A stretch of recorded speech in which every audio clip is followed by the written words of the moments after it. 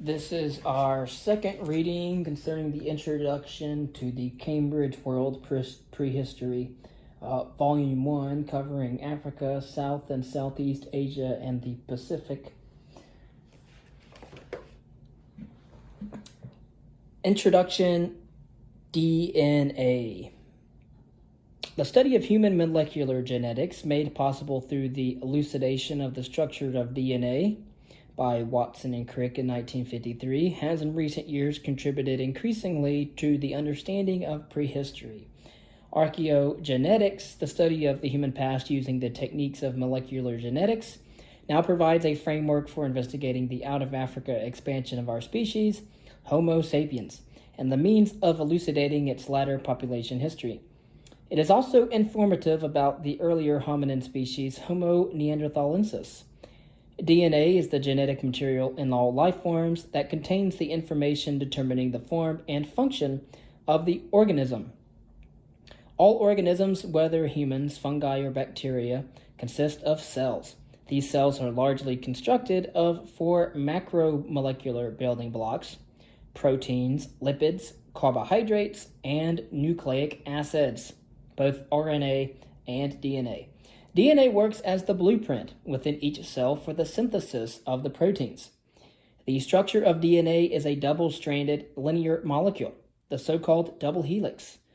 This contains linear sequences of the four chemical bases adenine, cytosine, guanine, and thymine, attached to the DNA backbone. DNA is passed on from one generation to another. In humans, specific cells, egg cells, and sperm cells are the vehicles of transmission. In animals generally, nuclear DNA and mitochondrial DNA, or mtDNA, are distinct entities within each cell, and their mode of inheritance differs. mtDNA is passed down only through the mother to her children. The greater part of the cell's DNA is packaged into chromosomes that are located in the cell's nucleus. Here it is necessary to distinguish between the Y chromosome and the other nuclear DNA from the point of view of inheritance. While the Y chromosome is passed down exclusively from father to son, the other nuclear DNA is passed down to the children from both parents. In the year 1967, two Berkeley researchers, V.M. Sarch and A.C. Wilson, surprised the world by publishing a paper in Science, in which they concluded that humans and chimpanzees had diverged not 20 million years ago, as was generally thought at the time, but only about 5 million years ago. Their conclusions were based on a new approach, equating observed divergences in proteins between any pair of species to the time since their evolutionary separation, an approach similar to carbon-14 dating or C14 dating. Applying this technique to mtDNA in the year 1987, they further concluded that humans could trace their maternal lineages to an ancestor in Africa approximately 200,000 years ago. Not long after Alan Wilson's death in 1992, his approach had led by the late 1990s, or the late 20th century, to the deciphering of the prehistoric settlement history of the world, continent, by anatomically modern humans over the last 200,000 years. Again, the deciphering of the prehistoric settlement history of the world, continent, by anatomically modern humans over the last 200,000 years. Technically, therefore, their approach is of primary interest to the genetic sections in this book and is worth explaining here in detail. At the heart of the approach is the molecular clock, which allows the geneticist to use modern DNA to obtain prehistoric dates for divergences of DNA molecules and hints of the prehistoric ancestors carrying these DNA molecules. In general, the age of the ancestor, the most recent common ancestor, or coalescent, of a random pair of DNA molecules is fairly meaningless, but in special circumstances it can be tremendously informative for reconstructing prehistory. Such applications arise when the researcher can plausibly identify an ancestral DNA type with, for example, a founder for the first settlement of a continent, giving a geneticist a date for the settlement of that continent with regard to its present inhabitants, or with the first carrier of a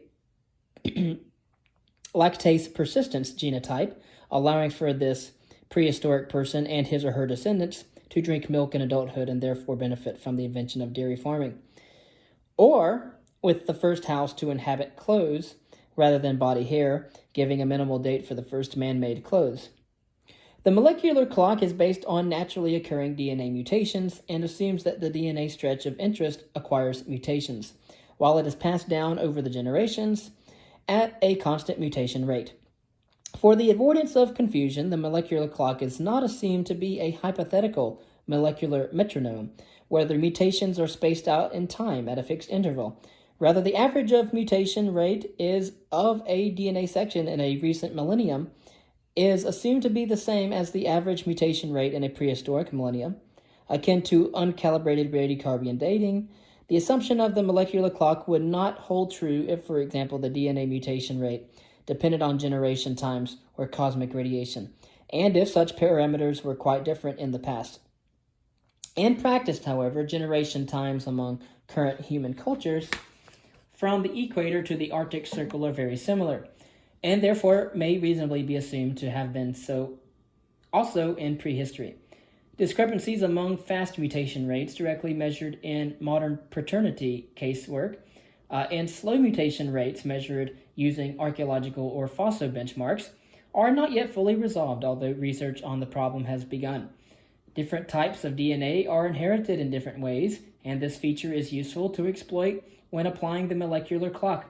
In their landmark experiment on protein variation, Sarek and Wilson indirectly analyzed complete genomes of humans and primates, years before the invention of DNA sequencing in the year 1975.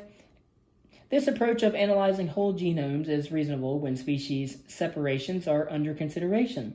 But within a species, it is arguably more effective to analyze empty DNA and the Y chromosome, utilizing the molecular clock, as these loci can be traced back to distinct human ancestors and additionally can yield sex-specific information.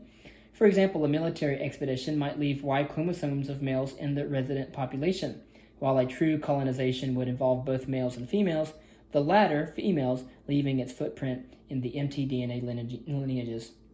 The vast majority of DNA in eukaryotes, or organisms with nucleated cells, is autosomal DNA, or DNA other than that contained in the X and Y chromosomes, and this type of DNA is less suitable for molecular clock applications, as it recombines from generation to generation, and the researcher has to focus on small sections that have not recombined within the time depth of interest. These small sections thus have limited genetic resolution. It follows that most molecular genetic dating of prehistoric human demographic events relies heavily on mtDNA in the Y chromosome. The tree concept is crucial to the molecular clock approach. In this context, the construction of the tree starts with sampling representative living individuals. Then the researcher sequences the DNA locus of interest, such as the Y chromosome or the mtDNA, in each individual and completes a table of the observed DNA sequences. These DNA sequences typically differ from individual to individual and therefore represent different types. The task of reconstructing a tree is to link these types via mathematically inferred ancestral types so that ancestral nodes and descendant branches are formed. Some branching points may be of particular interest to the researcher, who may then decide to refer to the branch as a haplogroup. For convenience, mtDNA branches have been alphabetically labeled. The deepest or the earliest human mtDNA branching points have descendant branches that have been labeled L0, L1, L2, and L3, and so on, and are found mainly in Africa. Branches or haplogroups A, B, C, and D, for example, are typical for East Asians and Native Americans. There is no alphabetical logic to the mtDNA branch nomenclature, as branches were labeled prior to the acceptance of the precise African root for human mtDNA. For the Y chromosome, a comparable tree has been reconstructed, and a more systematic nomenclature co-developed by Hans-Jürgen Bendelt and published by the Y Chromosome Consortium, or YCC. The deepest Y chromosome branches are again found in Africa and labeled A and B. The circumstance that specific branches predominate in certain geographical regions is a significant part of the story. With the structure of the tree established, researchers then must date the nodes of interest. Put simply, the length of the branches indicates the time depths of the nodes. Like most dating methods, the genetic clock requires calibration using external benchmarks. Parentage testing casework within families has already been mentioned. In such studies, the typically analyzed Y loci are seen to mutate in 0.3% of the father-son pairs, yielding a rate of 1 mutation per 11,700 years. If the current average patrilineal generation time of 35 years holds true for the past. A second contemporary or complementary calibration approach is to investigate areas of the world where the colonization history is fairly clear and population continuity until the present can reasonably be assumed, such as in the recently colonized Cook Islands. Using such archaeological benchmarks, it turns out, unfortunately, that the parentage or pedigree rates tend to provide genetic dates that are too recent. Part of the problem may lie in mutational saturation, where a highly variable DNA locus has, over long time periods and undetected, mutated back and forth between ancestral and derived states. Another reason for the young pedigree dates specific to mtDNA may be the undetected persistence of mixed mtDNA populations, or heteroplasmy, with the egg cells in the maternal lineages of analyzed pedigrees. Fortunately, the third calibration approach is compatible with the archaeological dates, and the benchmarks in this approach are species splits, as advocated by Alan Wilson. If we assume a human-chimpanzee separation is approximately 6.5 million years ago, as suggested by the fossil record, the genetic distance today between a human and a chimp represents 13 million years and equates to an mtDNA mutation rate of 1 mutation every 3,624 years. The calibration of the Y chromosome clock has also begun, initially with paternity case studies, and has yielded dates in the same order of magnitude as mtDNA dates. But good equivalence between the Y chromosomal and mtDNA timescales has not yet been achieved. Applying these variously calibrated molecular clocks to humans and species associated with human prehistory, other primates for example, then gives us the timeline of archaeogenetics. Estimating prehistoric population sizes is another option that the DNA data can offer. Such an estimation procedure might involve random multiple attempts to reproduce the genealogical tree of DNA molecules, typically Y chromosome or mtDNA variants.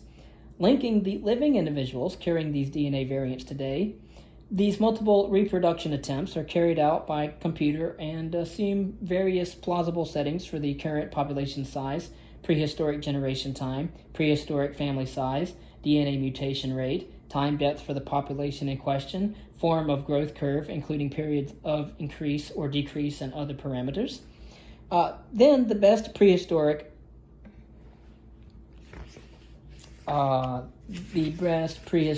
population size estimate or estimates are considered to be those that allow the known real genealogical tree to be reproduced, most often within the computer simulations.